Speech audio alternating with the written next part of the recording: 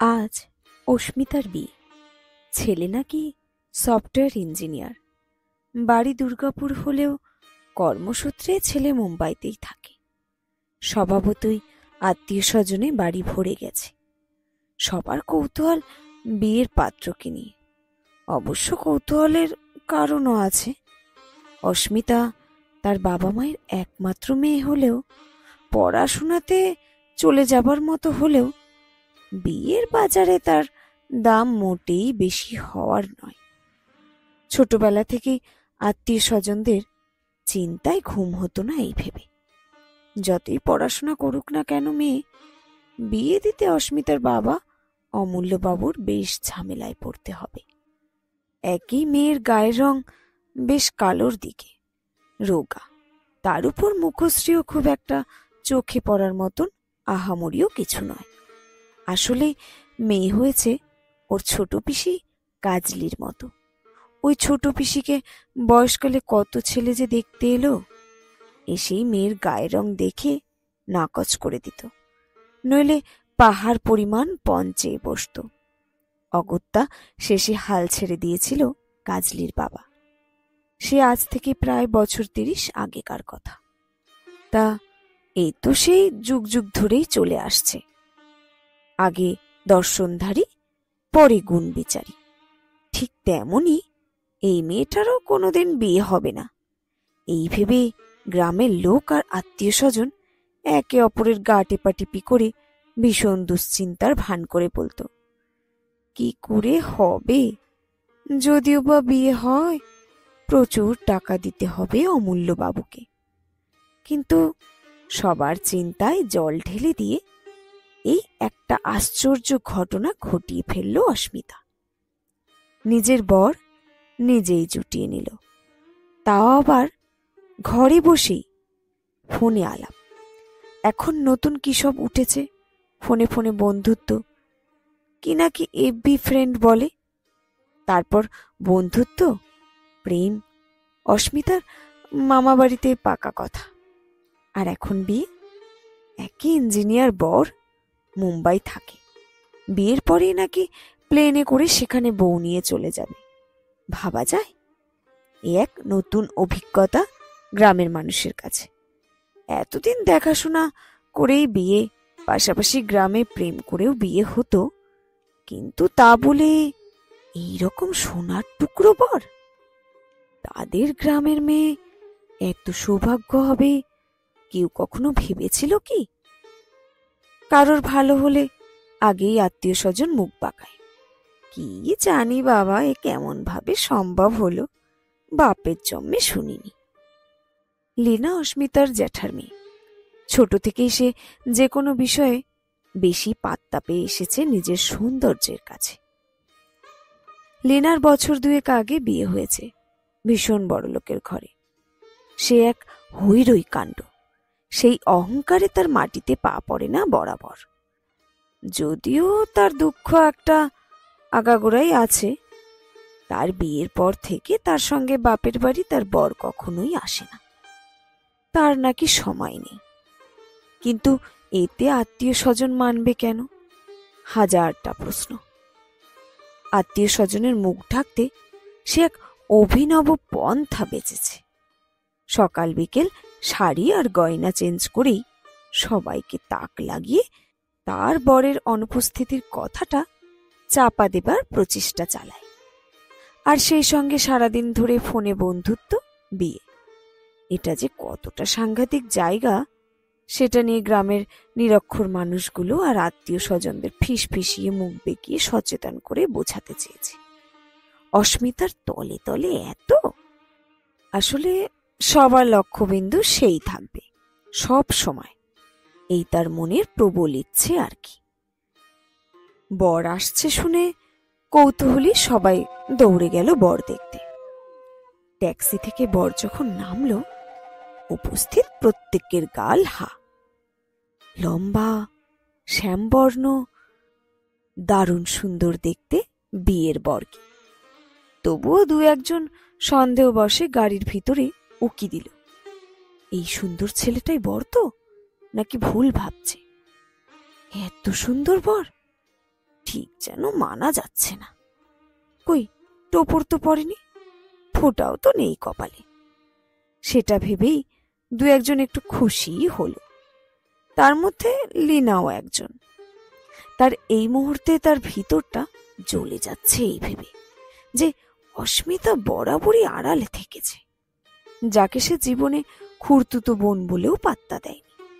সেই এতদিনের করুণার পাত্রী হঠাৎ সিনেমার হিরোর মতো বর পাবে।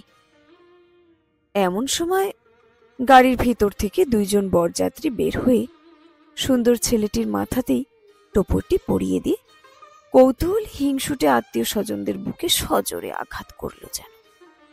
কেউ কেউ আবার অমূল্যবাবুর জামাই ভাগ্য দেখে মুখ বেঁকিয়ে উলু দিল, শাঁখও বাজাল। লীনা তাড়াতাড়ি করে বরের একদম কাছে গিয়ে একটু বেশি কথা বলল, হ্যাঁ হ্যাঁ করে হাসল, বরের দৃষ্টি আকর্ষণ করার চেষ্টা করল। মনে প্রবল ইচ্ছে একবার তার দিকে তাকিয়ে দেখুক, একবার অন্তত নিজের পছন্দের উপরে আফসোস করুক। কিন্তু না, সেই ইচ্ছে তার পূরণ হলো না। কাছে এত সুন্দরী একটা মেয়েকে দেখেও পাত্তা দিল না যেন। মুখ ভার হলো লীনার। সঙ্গে কাকু কাকু মতো লোকটা তার দিকে তাকিয়ে মুচকি হাসল শুধু। গা জ্বলে গেল লীনার। অস্মিতার কাজলি পিসি আজ খুব সেজেছে। আজ তার প্রিয় ভাইজির বিয়ে বলে কথা। ভাইজির আনন্দের মধ্যে যেন নিজেকে খুঁজে পেয়েছে সে। ভাইজি ফোনে ছবি দেখিয়েছিল হবু বরের, ভীষণ ভালো লেগেছিল তার। কাজলির দাদা অমূল্যবাবু বিয়ের আগে খোঁজ খবর নিয়ে দেখেছে ছেলেটা সত্যিই ভালো। আজকাল সব মেয়েরা নিজেদের পছন্দকে স্বীকৃতি দিতে পারে, এই ব্যাপারটা কাজলি পিসির খুব ভালো লেগেছিল। আসলে মন বোঝার অবকাশ তাদের যুগে পেত না তো, সে যুগে তো শুধুই রূপের কদর। তাই তো কাজলির নিজের একটা সংসার হলো না কখনো। দাদা বৌদির সংসারের এক কোনায় পড়ে থাকতে হলো তাকে সারাটা জীবন। এ যুগে তবুও রূপের থেকে মনের কদর যে কেউ কেউ দেয় সেটা প্রমাণ হলো। এখানে এফবিতে এরা পরস্পরের সাথে কথা বলার সুযোগ পায়, একে অপরকে বোঝার সুযোগ পায়। এ তো অনেক বড়ই পাওনা। দেখাশোনা করে রূপের যাচাই করে দাম দর ঠিক করে বিয়ের থেকে তো অন্তত এই ভালো। দেখাশোনা করে বিয়ে হলে এত সুন্দর মনের অধিকারী বর কি পেত তার ভাইজি? দেখা মাত্রই নাকচ করে দিত মেয়েকে, ঠিক তার মতো। কাজলি ভাবে, ভাগ্যিস তার ভাইজি তাদের সময় জন্মায়নি, নইলে তার মতো থাকতে হতো সারাটা জীবন। আজ সামনাসামনি বরকে দেখে মন ভরে গিয়েছিল কাজলির। লীনা আর বাকি সবাইকে সর সর বলে সরিয়ে দিয়ে বরের হাত ধরে উলু দিতে দিতে নিয়ে চলল সে। এ যেন তার ভাইজির নয়, এ যেন আজ তারই বিজয়। বিয়ে নির্বিঘ্নে হয়ে গেছে অনেকক্ষণ। বাসর রাতের ঘরে সবাই হাসি তামাশায় ব্যস্ত। বাকি হিংসুটের দল এখানে ওখানে জটলা করেছে, আলোচনা হচ্ছে টুকটাক। লীনাও এখন সবার সঙ্গে আলোচনায় মেতেছে। কথায় কথায় লীনা দীর্ঘশ্বাস ফেলে বলল, আমি দেখেছি কালো মেয়েদের সবসময় এমন সুন্দর বর জোটে, তবে টিকলে হয়। উপস্থিত অনেকেই তার কথায় সায় দিয়ে মুখ বেঁকিয়ে হাসল। একটা দরকারি তড়িঘড়ি করে পাশ থেকে কাজলি পিসি যাচ্ছিল। কথাটা শুনে থমকে দাঁড়িয়ে গেল।